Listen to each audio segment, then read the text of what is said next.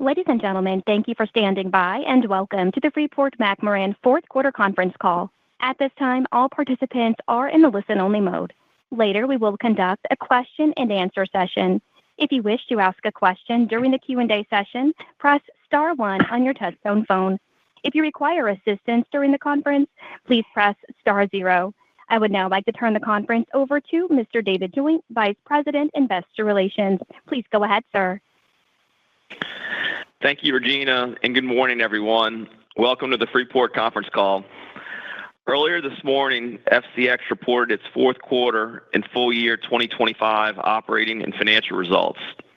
A copy of today's press release with supplemental schedules and slides are available on our website, fcx.com.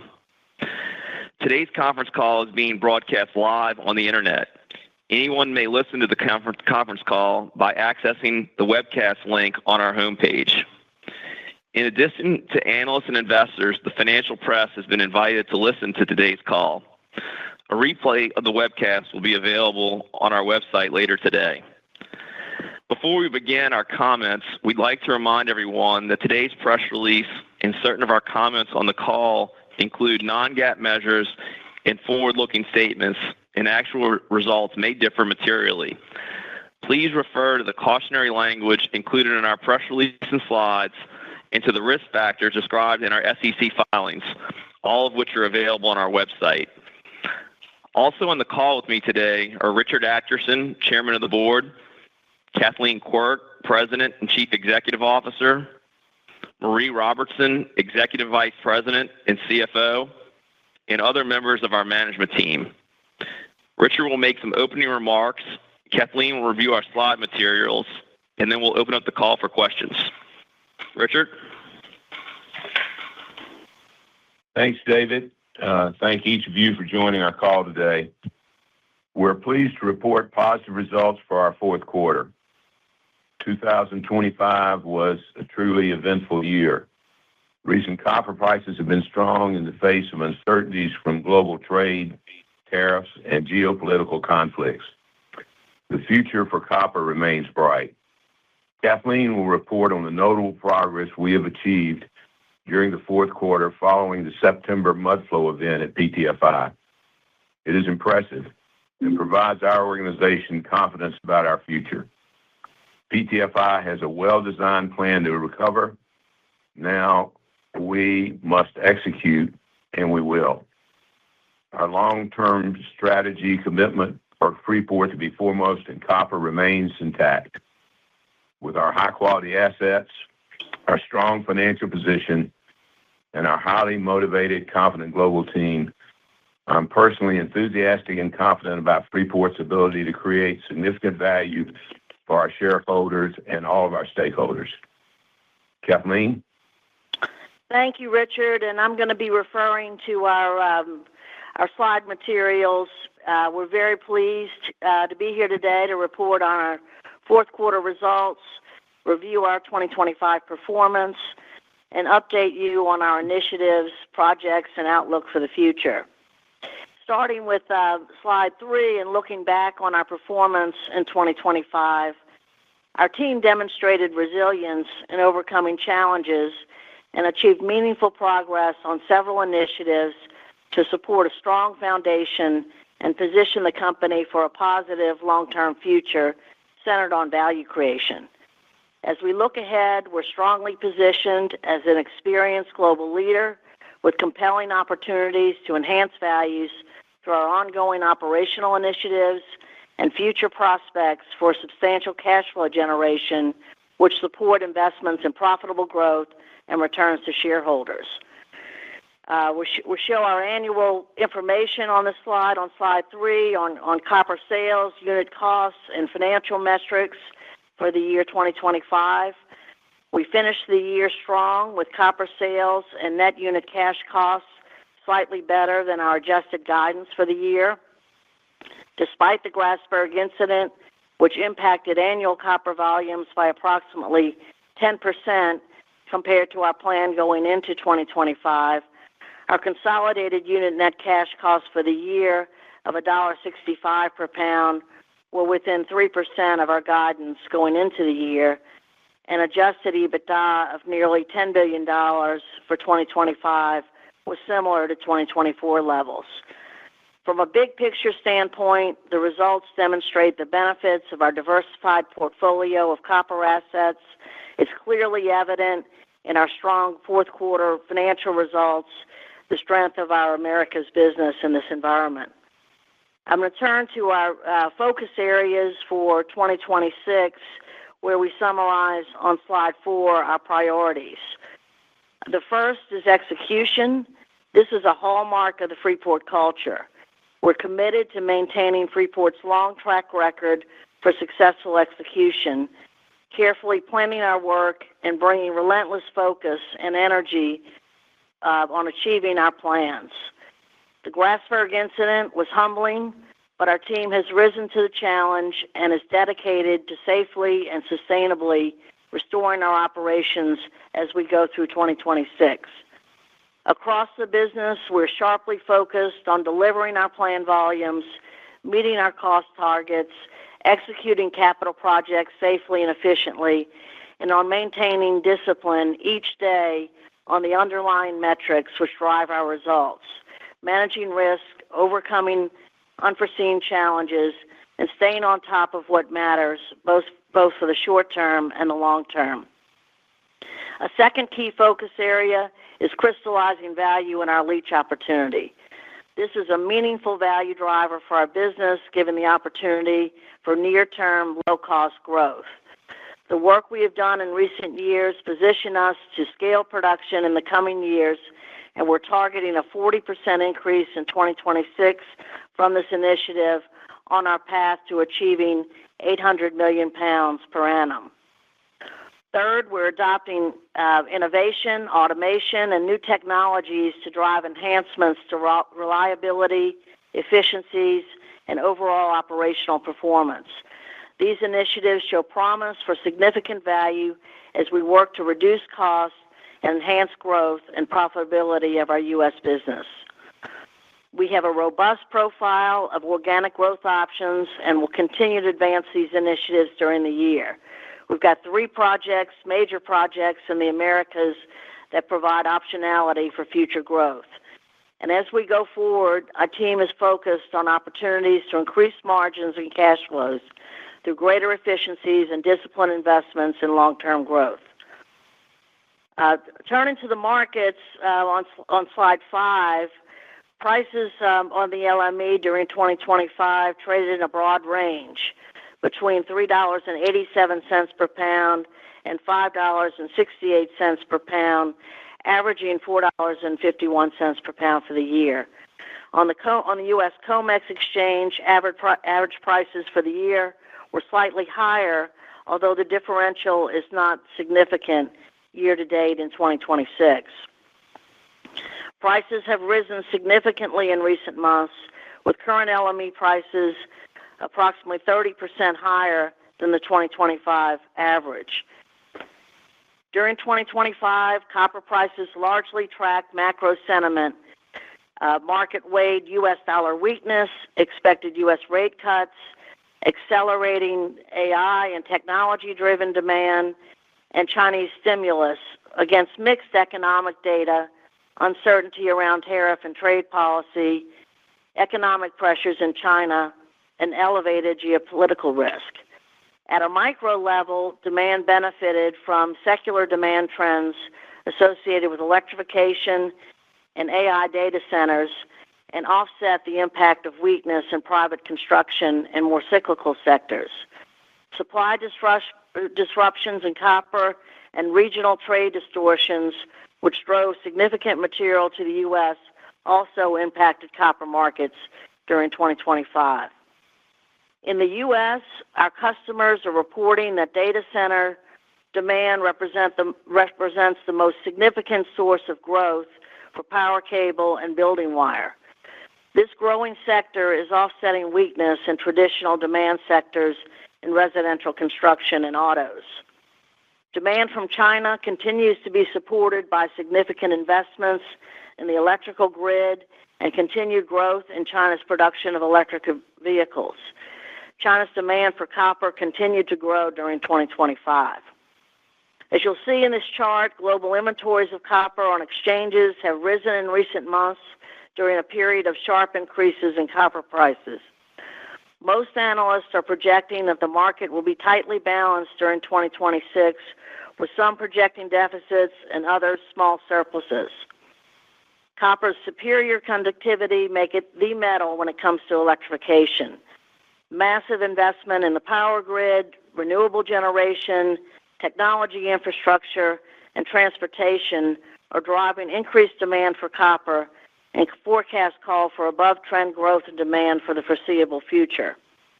As we review the fundamentals, we continue to expect the market will require additional copper supplies to meet growing demand, and at Freeport, we're well positioned to supply copper reliably and responsibly to a growing market. You've probably seen by now the recent report from S&P Global, which was released earlier this month. On slides 6 and 7, we published some highlights of the report. It was a new study which evaluated the role of copper in the age of artificial intelligence, and we've summarized key findings which indicate that massive growth in demand for electricity will translate into above-trend growth in copper demand, pointing to a doubling of copper demand through 2040. The study projects a long-term annual growth rate and demand of 2.9% over this period, including significant growth in new secular demand drivers. The report's available from S&P Global, and we encourage everyone to take a look at it. Moving to our fourth quarter results on slide 8, we've got a summary of the quarter. Our operating performance during the fourth quarter was favorable to our estimates going into the period. Production was in line with expectations, and sales were better than expected, principally because of timing of shipments in Indonesia. As indicated in our November update, we completed investigations on the Grasberg incident and restarted the Deep MLZ and Big Gossan mines during the fourth quarter. Since our November report, we've continued to make steady progress to prepare the Grasberg block cave to resume operations, and we're on track for a second quarter 2026 startup. With strength in copper prices during the quarter, the performance of our U.S. business was quite strong, with operating income 3.5 times the level of the 2024 fourth quarter. This demonstrates the positive leverage of pricing at these operations with strong conversion to the bottom line. Moving to the operating statistics on slide 9, we summarized the highlights by geographic region. Starting in the U.S., production was up 5% versus both the year-ago fourth quarter and for the year 2025 versus 2024. This is notable given the declines that we faced in the prior 2 years. And despite the low grades, we've been working to increase volumes in the U.S. through efficiency gains and through our leach recovery initiatives. We're targeting an 8% increase in volumes in the U.S. for 2026, in part related to adding scale in our innovative leach project. We're making excellent progress with our initiatives to improve efficiencies and cost performance. We're continuing to integrate new technologies to realize better performance in our basic mining functions, and we're successful in 2025 in converting our haul truck fleet at our Bagdad mine to autonomous. We're continuing to refine the autonomous process, but are optimistic that the value proposition of this technology can be applied on a broader scale. In South America, performance was in line with expectations. The Cerro Verde team will highlight finished strong to deliver another solid year. Our copper sales for South America for the year 2025 totaled 1.1 billion pounds, and the expectations is that we'll have a similar amount of sales from South America during 2026. Our unit net cash costs in South America for the fourth quarter averaged $2.57 per pound, and we expect a similar level in 2026. We're expecting stable production levels at Cerro Verde and some growth at El Abra, our project in Chile, in partnership with Codelco over the next couple of years. There's a lot of activity at El Abra currently with a leach pad extension and plans to conduct testing during 2026 of heated stockpile injections to enhance leach recoveries. We're also finalizing the preparation of an environmental impact statement for a major expansion at El Abra, which we plan to submit in the first half of this year. With our progress, you'll see we added reserves for the El Abra expansion of over 17 billion pounds of copper, and we're excited about this project as we progress through the regulatory process. In Indonesia, in line with our plans, we operated on a limited basis from the Deep MLZ and Big Gossan mines during the fourth quarter and continued our preparation for the planned restart of the Grasberg block cave. Sales for the fourth quarter exceeded production by about 60 million pounds of copper, which was a timing variance.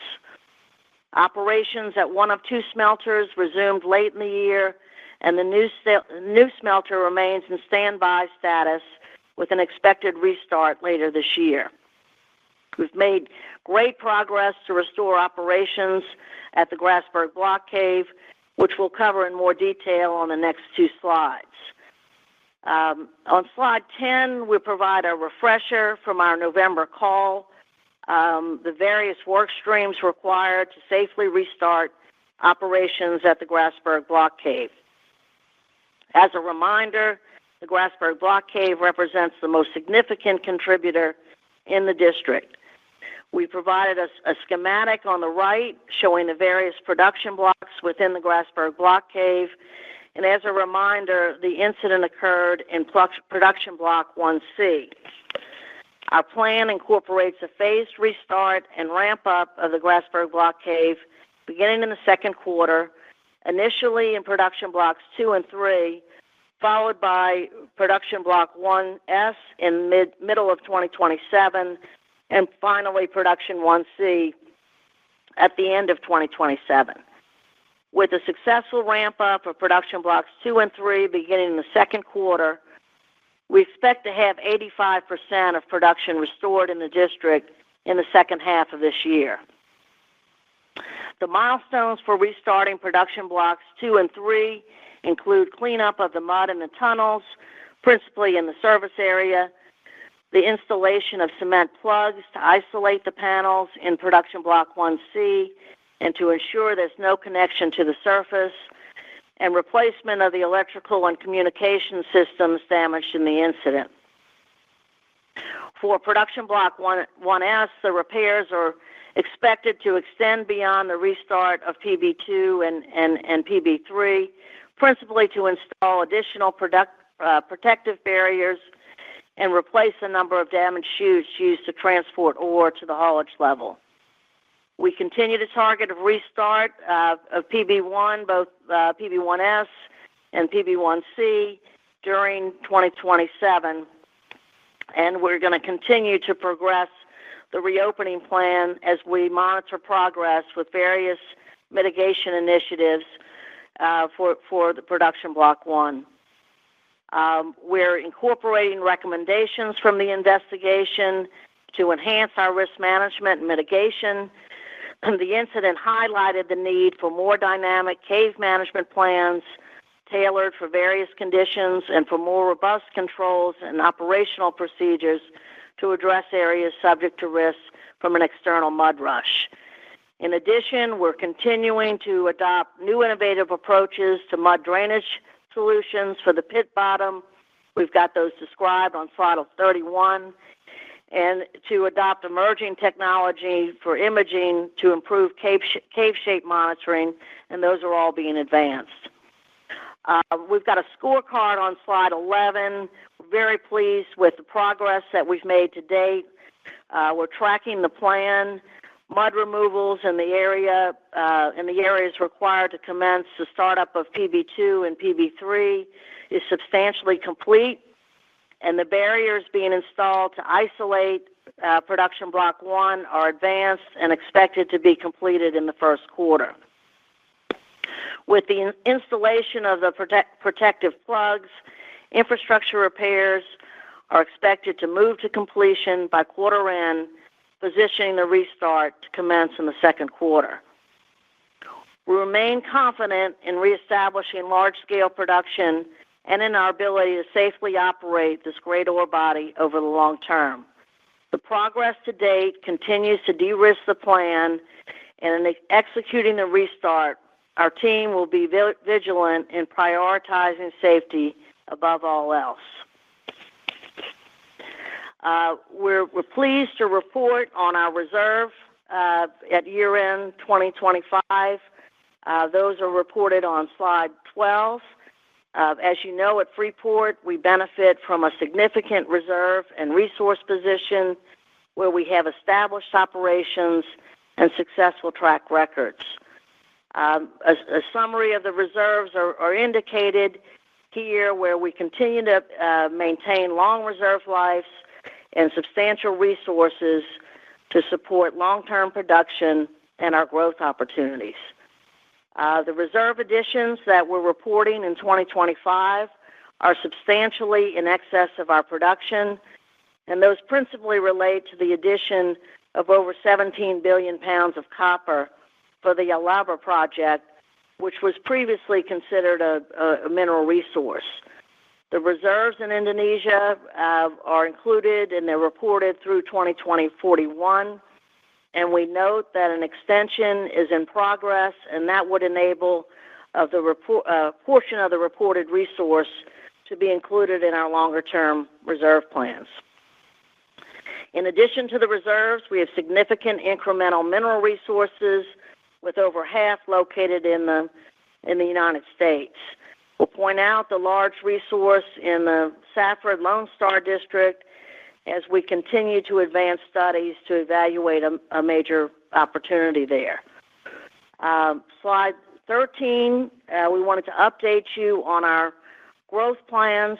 It's clear additional copper supplies will be required to support energy infrastructure, new technologies, and more advanced societies. Our projects at Freeport would provide significant copper, which can be developed from our known resources in jurisdictions where we have an established history and experience. Our projects in Indonesia also benefit from the high gold content that goes along with the copper. Because these projects are brownfield in nature, we benefit from leveraging existing infrastructure, an experienced workforce, and relationships with key stakeholders to move more quickly with less risk than a greenfield projects. We're now entering a period of growth in our Americas business with near and medium-term opportunities to scale our leach initiatives and double our production at our Bagdad mine. We have longer-term growth in the Safford Lone Star district and an exciting project, as we mentioned, at El Abra in Chile. In approaching these projects, we're using innovative approaches to improve efficiencies, reduce costs and capital intensity, and work to shorten lead times for our projects. Our high potential, low cost, innovative leach initiative is a great example of doing this. We've talked about what we've done to date. We've produced over 200 million pounds from this initiative in 2025. We're targeting 300 million pounds in 2026. Some of the progress and milestones that we reached in 2025 was the initiation of deployment in the field of our first internally generated additive at Morenci. We've got encouraging results there, and we're planning to adopt it on a broader scale during 2026. We're continuing to be very encouraged by lab testing of additional additives, and those show even greater promise. We have projects in 2026 in our pipeline for the leach project to test injection of heated solutions in our stockpiles, which together with the additives have potential for significant recovery gains. 2026 we're looking at as a pivotal year for us in this initiative as we work to scale to 400 million pounds in 2027 and to 800 million pounds by 2030. Our expansion opportunity at Bagdad is advancing toward an investment decision. During the first half of the year, we're planning to advance engineering, retest the economics, and work with our vendors to secure fixed pricing on major components. We're also continuing to advance our work on tailings infrastructure to further enhance the optionality on timing. We're continuing our studies on Safford Lone Star District, as we mentioned, to evaluate optimal development options. And at El Abra, we have a great opportunity with our partner at Codelco to develop a large-scale expansion. Our total reserves at El Abra are getting close to the large position we have at Cerro Verde. This is a terrific opportunity for us, and we're looking forward to working with regulators as we commence the permitting process this year. Progress at Kucing Liar is also continuing in Indonesia, and this will allow us to sustain a low-cost, long-term production profile in the Grasberg district. Before we get into our forecast for sales guidance and cost and cash flow, we want to highlight Freeport on slide 14 as America's copper champion. Freeport is an important American copper producer and is by far the largest contributor to the U.S. copper market with an established and successful franchise dating back to the late 1800s. Our operations in the U.S. are fully integrated with smelting and refining facilities and leach processing that efficiently produce refined cathode. Freeport supplies 70% of the refined copper produced in the U.S., and as we pointed out, a large portion of our reserves, resources, and future growth are in the U.S. We're driving a series of initiatives to enhance our U.S. business through innovation, automation, and investment in expanded facilities. These initiatives are designed to add production at a low incremental cost and improve profitability and resiliency of our U.S. business. In an industry where development lead times can span more than a decade, our business in the U.S. is strongly positioned with the potential for an over 50% increase in copper production as we go through the next 4 to 5 years. We're very excited about these opportunities, and most of all, they represent a significant value driver for Freeport. Marie's going to cover our outlook, and then we'll circle back and open up the call for questions. Marie? Thanks, Kathleen. If you turn to slide 15, we show our 3-year outlook for sales volumes of copper, gold, and molybdenum.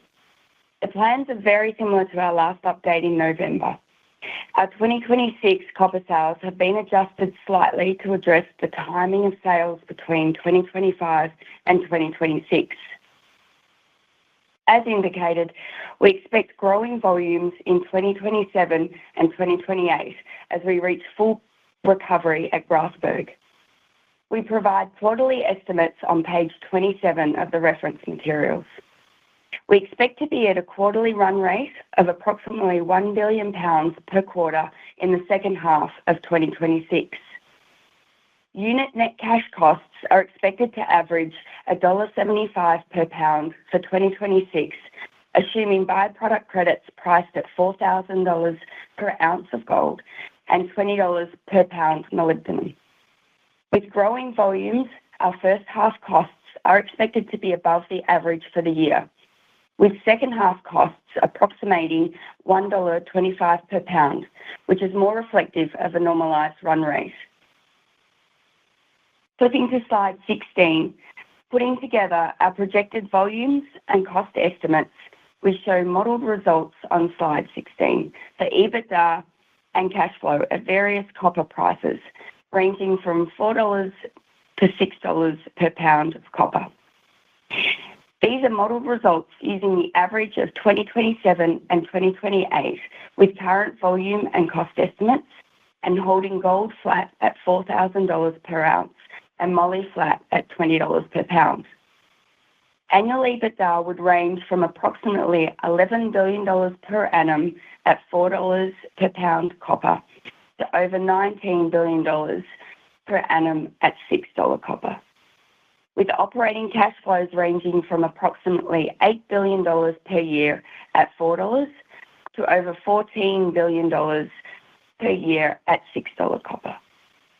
The dotted line shows the 2026 estimates, which reflect the phased ramp-up at Grasberg. These amounts exclude potential recovery under our property and business interruption insurance coverage. The policy provides coverage for up to $700 million for underground losses. We show sensitivities to various commodities on the right. You will note we are highly leveraged to copper prices, with each 10 cents per pound change equating to approximately $415 million in annual EBITDA in the 2027-2028 periods. We'll also benefit from improving gold prices, with each $100 per ounce change in price approximating $120 million in annual EBITDA. With our long-lived reserves and large-scale production, we are well positioned to generate substantial cash flow to fund future organic growth and cash returns under our performance-based payout framework. Slide 17 shows our current forecast for capital expenditures in 2026 and 2027.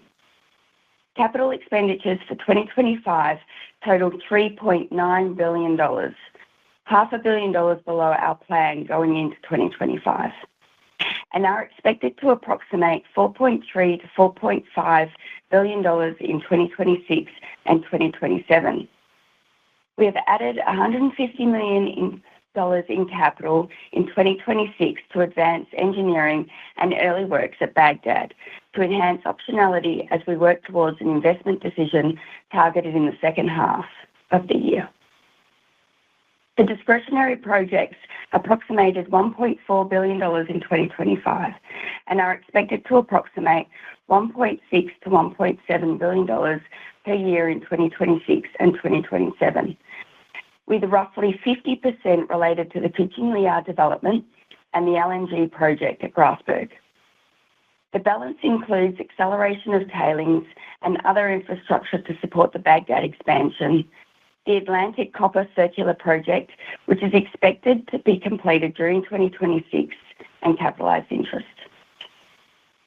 The discretionary category reflects the capital investments we are making in new projects that, under our financial policy, are funded with the 50% of available cash that is not distributed. These projects are value-enhancing initiatives detailed on slide 37 in our reference material.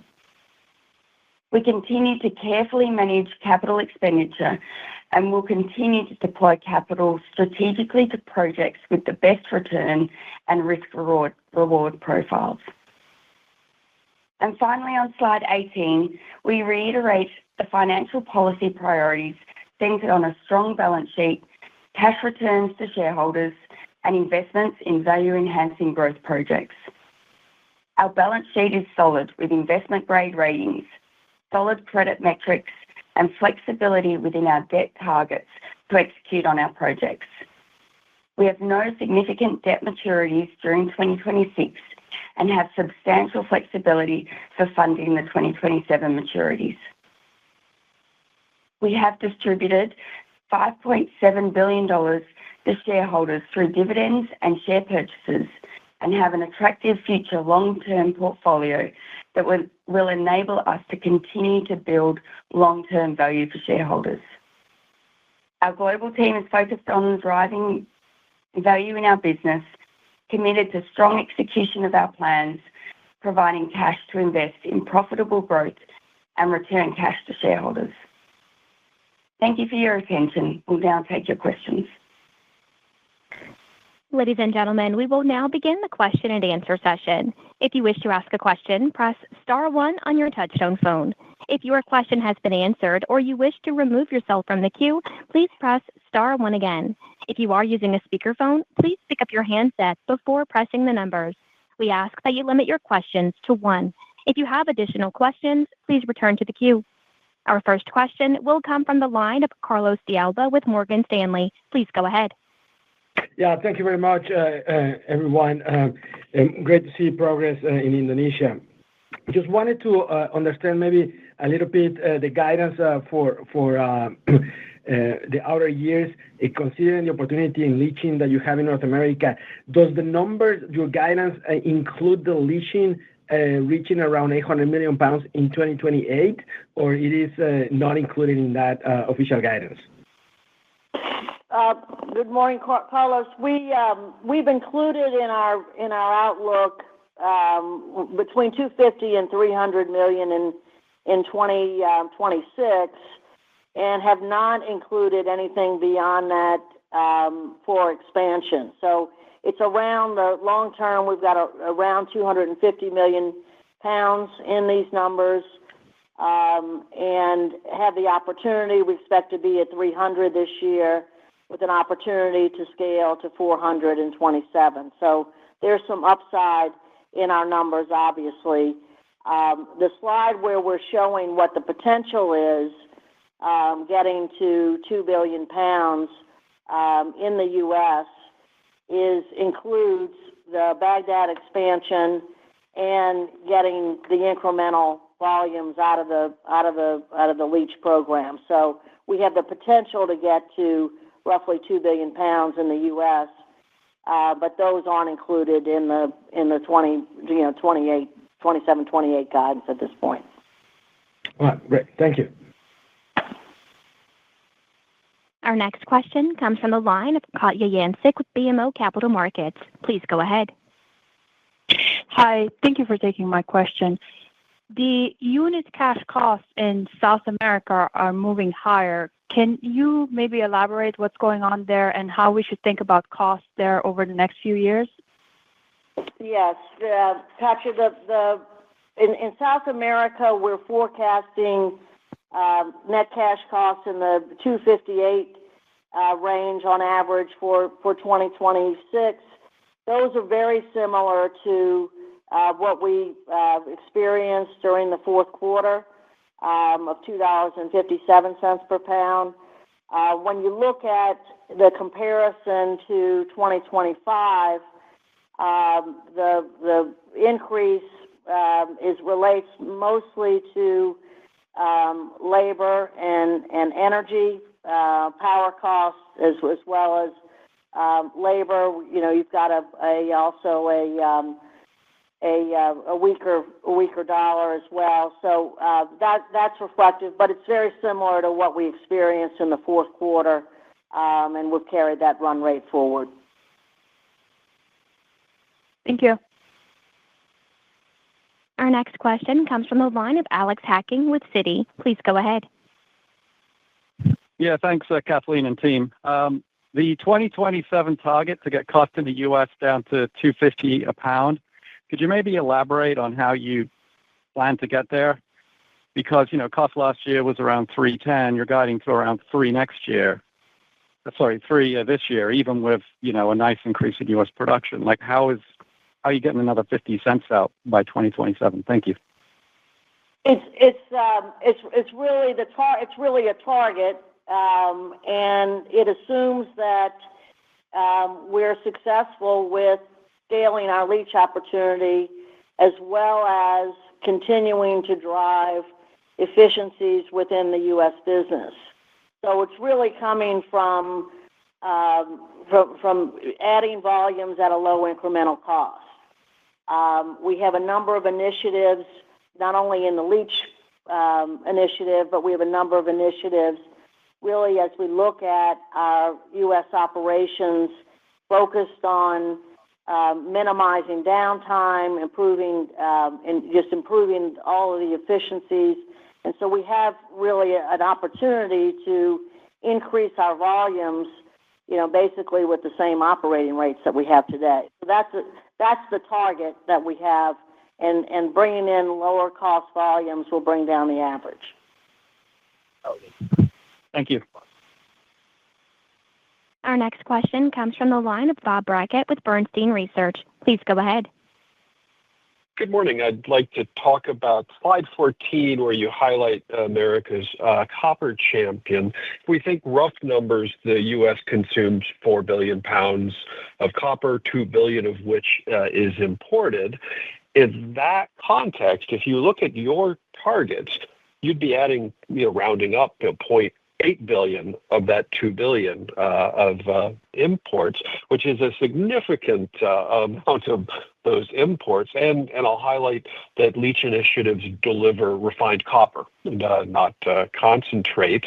So I guess the question would be, can you do more? But also the question is, how do you focus on this target in light of what copper tariffs could be going forward? Is that driving this production, or is just the unit economics in any world driving this production target? And thanks for those comments. And to highlight the leach initiatives, the exciting thing about these opportunities for us is that we're able to, with success, and we've got to have success on our additive work and with the heat injections that we're trialing this year.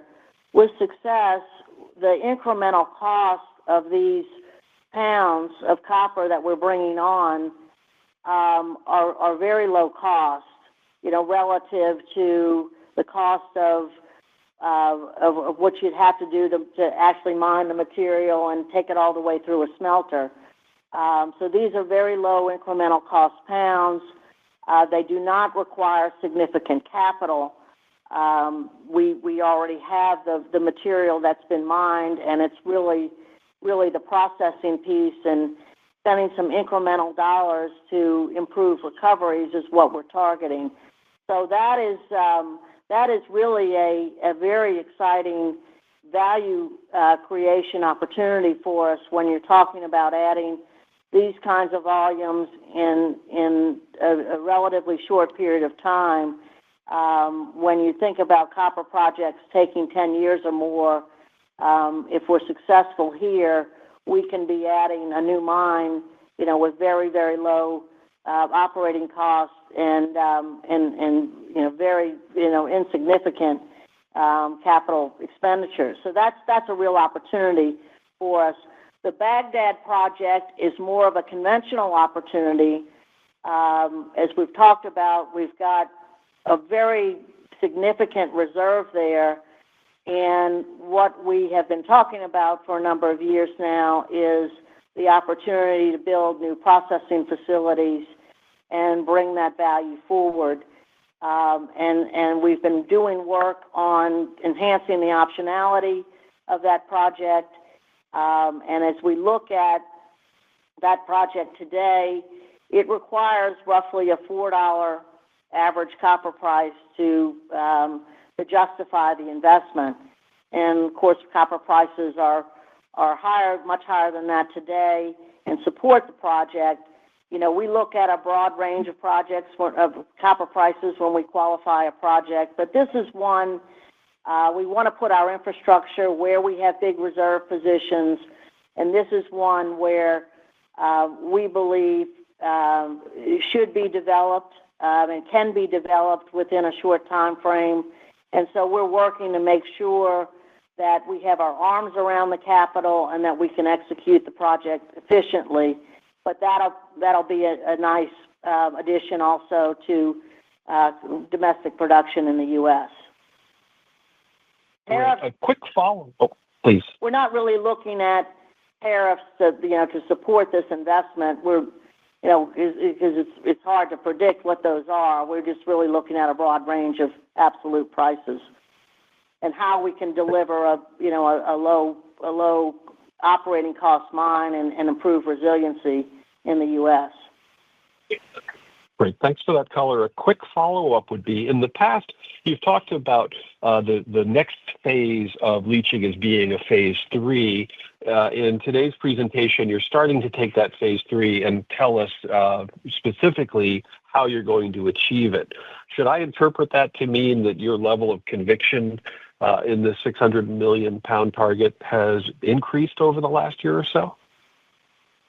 Certainly, with the additive work that we've done, prior to this past year, we were doing mostly lab testing. Now we're doing more work in the field where we're actually deploying additives on stockpiles in the field. We're going to be doing that on a broader basis during 2026.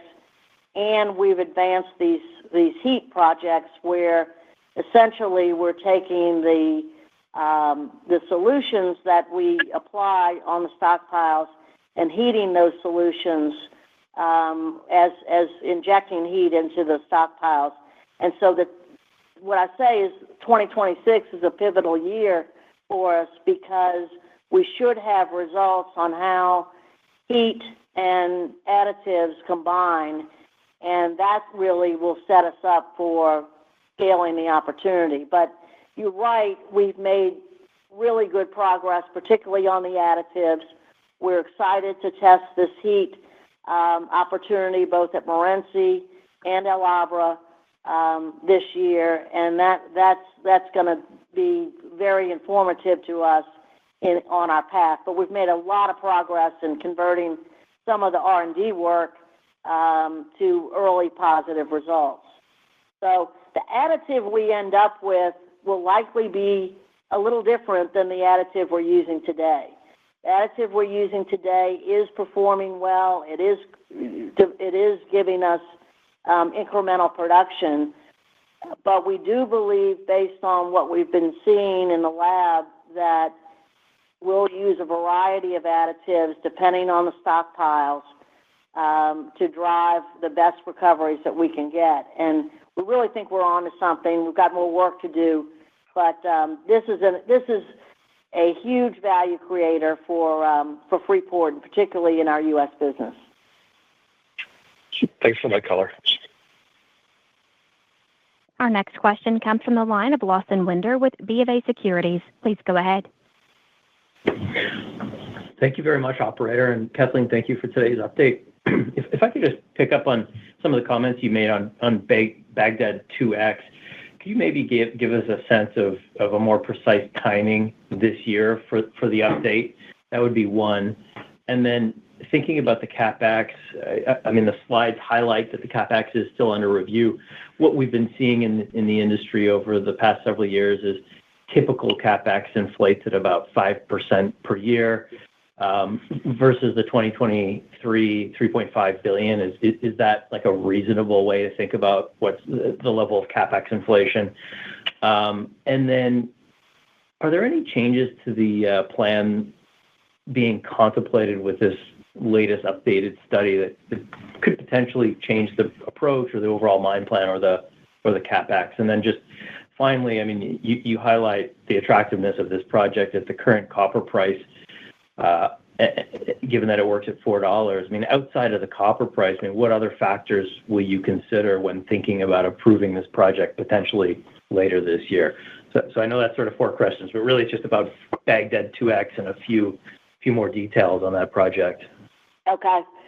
So as you pointed out, the $3.5 billion for the project was based on work that we had done at the end of 2023. And what we're doing in the first half of this year is continuing our engineering work and actually getting to a point where we can have enough of the engineering done to go out to our vendors to actually get fixed pricing.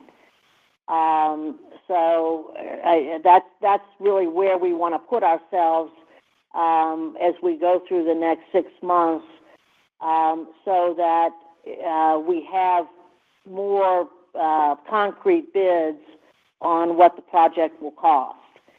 And so we're looking to make a decision on the project when we have this information at mid-year. And so we don't know the answer to your question yet about this 5% per annum. We know there is cost inflation. We've been trying to assess whether the tariffs will have any impact on some of the components that are involved here. And we'll continue to do value engineering to try to keep the capital intensity of the project as low as possible. But we want to do enough front-end work so that when we qualify the project for investment, we can deliver and execute on that plan. And that's what we're working on in the first part of this year. We're also doing some work on the power infrastructure and making some deposits there. So we've added $150 million in capital associated with this project that will put us in a position to make a decision. In terms of the factors that we are looking at, in addition to the copper price, and we want to look at the long term and the range of prices and how this project would perform. We also want to make sure that we have the right workforce set up, and we've been investing in infrastructure. Labor's been a challenge in the U.S., and that's partially what drove us to going to autonomous during 2025 to set up better optionality for Bagdad for expansion in the future. We want to optimize the performance of the autonomous fleet. We're not getting exactly what we expected to get from the performance of the autonomous fleet, but we've got progress and ongoing to get us to a point where we're comfortable that the autonomous fleet is capable of running at these higher rates. So we've got some other things going on to de-risk the plan as we go through the first half, but those are the major factors: is confidence in our ability to execute the capital plan, confidence in our ability to operate efficiently. Part of the goal here, in addition to bringing on additional volumes, is to bring on those volumes at a lower incremental cost than our current costs and take advantage of efficiency. So that work we're going to be doing as well over the next several months as we get to an investment decision. But this is a project that is pretty straightforward. It's a relatively short lead time, and we just want to make sure that we can deliver on the economics that we set up, at the start. Corey Stevens is on the call, and Corey, anything that you want to add there, either on the Bagdad expansion, the leach initiative, or our focus on bringing down our unit costs in the U.S., we'd be happy to see if you have any insights that you want to add to that. No, I appreciate that, Kathleen. And yeah, just the comment on the Bagdad work, the team is super energized. We're working through a lot of the incoming infrastructure requirements and designs and long lead items from like power upgrades and so forth. And then in parallel, like we talked about, the autonomous work, very inspiring. It's still early days there. We really only went full autonomous and late in the summer. So there's a bit of a learning curve there, but we're on a good track, and the team's gonna figure that out as we go forward. On the leach side, the ramp up is really based on a lot of the initiatives that are coming to pass this year. So heat, we talked about at Morenci, at El Abra, those are big demonstration activities going on there. And then yesterday, as a matter of fact, we started another leach stockpile at our New Mexico operation at Chino. And there we were using chemical heat. So we termed that one the perfect pile. It's an engineered heap that, we've built confidence around our lab work there. That's really giving us a lot of excitement there that really can facilitate not only a benefit to Chino, but could change the way that we design future stockpiles going forward to enhance the ultimate activity that's coming out of those. So lots of moving parts, lots of activities, more to come this year. Excellent. Thank you both. Our next question will come from the line of Bill Peterson with J.P. Morgan. Please go ahead. Yeah. Hi, good morning, team, and thanks for taking the questions. It sounds like Indonesia is on track with the timing, with guidance from last year. But I was wondering if you can add any incremental lessons learned at Grasberg since the November update. You called PB2 and 3 on schedule for 2Q 26. Any further granularity you could provide on timing, where it could land in the quarter, where, what would make it come in faster versus extended? Thanks. Thank you. And Mark Johnson's on the line, and he can add to these comments. But we did a update in mid-November on the investigation, and we have learned a lot. And as I mentioned, we are adopting the recommendations from the investigation. The plan in terms of what we laid out in that time frame in November is very much the same. We've been executing on that plan. We've been achieving the results. As we mentioned, the mud removal within the mine workings has gone well, and we're 97% of what we need to be to start up production blocks 2 and 3. We've just completed a cement pour at one of these protective barriers that we talked about that's needed to restart production block 2 and 3. And so the work that we're doing between now and startup really is related mostly to infrastructure. Now that we have these plugs in, we'll be able to advance that more. But we haven't given a specific date within the second quarter, but we would expect it would be in the first half of the second quarter at this point, and we're on track to do that. Mark, I don't know if you want to add anything about that, and also add maybe any comments about the overall risk management we're doing on mud removal from the surface. Yeah, the plan, as you stated, that we came up in November, the team's done a great job of executing that. It was primarily driven at first with the cleanup of the mud. That is essentially complete for the PB2, PB3 startup. Obviously, there were some challenges there that a lot of, it's kind of a unique work environment. We dealt with some localized drainage issues, required pumping, and the team was quick to respond. Very happy also with the response from some of our key suppliers. A lot of this infrastructure that we're building is the communication systems that allow us to do the remote mining. So our suppliers on that end have risen to the challenge, so we don't see any problem with the supply chain side of things. We've continued to work with our consultants and verify our plan, make it more robust. We're looking at some new tools for our cave management that'll also play into how we look and mitigate risks, and all of that's progressing quite well. Really, I don't see any real hurdles at this point to be able to start up as we've planned. Any variation I think will be relatively minor, plus and minuses. I think it's a very solid plan to start up.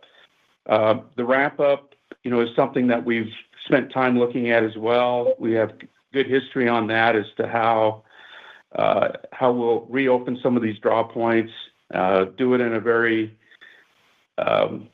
cautious and safe manner, step by step, and observe and adjust as we go.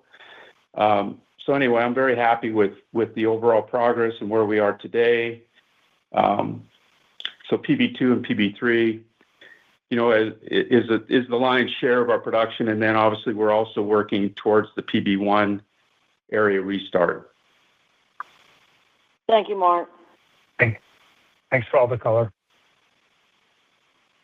Our next question will come from the line of Liam Fitzpatrick with Deutsche Bank. Please go ahead. Good morning, Kathleen and team. Just a couple of follow-up questions on the GBC profile. It sounds like the initial startups for 2026 are going to plan, but in terms of 2027, is it possible that PB1S could be brought forward ahead of the mid-2027 startup that you have? And then for PB1C, if you conclude that you can't restart production from that block, do you have the flexibility to open up other areas and bring those into production also by late 2027? Thank you. We haven't, with respect to our plans for PB1, the work that we've done to lay out this plan, we're continuing to expect that production block 1 South will be a mid-27 startup, and then we're going to continue to evaluate the PB1C. Our focus really is getting the 85% up and running that we're talking about during 2026. And as we go through and in parallel, we're working on PB1, but our focus for the current period is to get the substantial amount of production restored, and then we'll look to see how to optimize and enhance it. But we're not at this point not looking at advancing PB1 South. But we'll be in a position to continue to evaluate that as we go.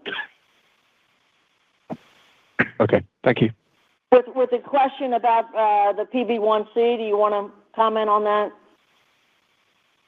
If we decide not to go back into PB1C? Yeah, we have some other, we haven't had to face this yet, but some of the other challenge or some of the other opportunities there would be to change our sequence and go to PB1 North. We also have some options to incrementally add production from Deep MLZ. It would be at a lower grade if we did that. And, the potential would be to continue to develop and ramp up PB2, PB3 beyond what we have in our plans. But all of those are, forward-looking. We don't have any. Our plan is still to proceed as we've shown. On slide 31, a lot of those initiatives there on the mud removal are focused on PB1. So the execution of those and the results of those will very much drive how we look at what our options or what our future plans may look like. Just a quick follow-up. If you wanted to do PB1N, you could bring that in around a similar time, late 27, early 2028? Yeah, we'd have to do some different development. It's a change in the sequence. It would be something that we'd have to work through. We've talked about it at a high level, but we don't have anything firm. And I'd hate to, until I have that, I'd hate to respond on the timing. But we've got a lot of development capability. It's not, it's adjacent to what we're already doing. We were in the process of developing all of the infrastructure around that, so that would be an option, but we don't have any firm plans. Okay, thank you. Our next question comes from the line of Timna Tanners with Wells Fargo. Please go ahead. Hey, good morning. Wanted to ask, in light of the sharp move in copper lately, if you have any fresh thoughts about the recycling opportunity. I know that you have a plan and program at Atlantic Copper. Are there other potential initiatives that could, leverage secondary material?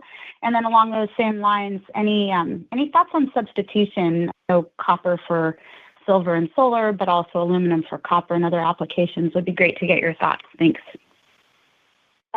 You pointed out the circular project that we're doing in Spain at our facility and at Atlantic Copper, where we're completing a project to process scrap from electronics. So it's got a lot of precious metals associated with it, and so that project we're completing the middle of this year. We do some scrap processing in the U.S. At our existing facilities. It's not, we follow that business, but it's not the core of what we do. Our core really is around, producing, mining and processing what we mine. But we'll look on the margin if there's an opportunity, but it's not obviously not our business. In terms of substitution, that is a topic that people long talked about. We believe that the properties of copper, because of its superior conductivity, are compelling. When you talk about data centers and that sort of thing, copper still is, a very, very important component of data centers. There will be substitution and thrifting as prices rise. But when you look at the big picture, you still need a lot more copper to be able to support the demand, the secular demand trends that are ongoing. So we're very confident that copper will still be viewed as a superior metal, really from its conductivity, recognizing that there will be thrifting, there will be substitution that takes place as that relative value changes. Yeah, I'd appreciate it. But this is Richard. That's inevitable, but it will be in the context of a higher copper price. Sure. Thanks. Our next question will come from the line of Brian MacArthur with Raymond James. Please go ahead. Good morning. Thanks for taking my questions. Two questions on Indonesia. First, in the fourth quarter, I see there's no export duties, but when I look at your guidance going forward, TCs are up to 43 cents versus historical levels. Can you just tell me how you're accounting for that, whether there are export duties in that guidance going forward or what's going on, or whether that's just transfer of costs as you go to the new smelter as things ramp up? And my second question has to do with KL. Obviously, it's getting bigger. Is that all additive post-2030, i.e., the higher production at KL, you still have the mill capacity, you don't have to do anything, and I see capital's gone up. Is that just inflation, or is that given that KL ore is a little more complicated and you have to do something else? Thank you. In terms of the question around export duties, we're no longer exporting concentrates, and so we don't have any export duties in our numbers.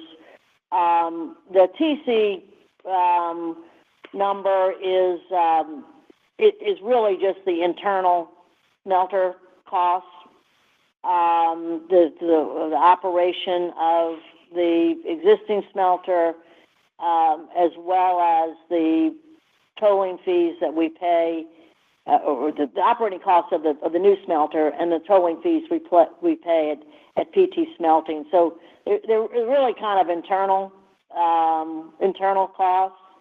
Of course, it doesn't include, when you're comparing selling concentrate to a third party, that rate reflects all of the byproducts and the free metal. So going forward at PTFI, you're going to have the cost of the smelter in that processing line, that TCRC line, but all the benefits that you get from the free metal, the byproducts, et cetera, will be in the revenue line. So it's a little different than historically when we've been just, selling most of our concentrates.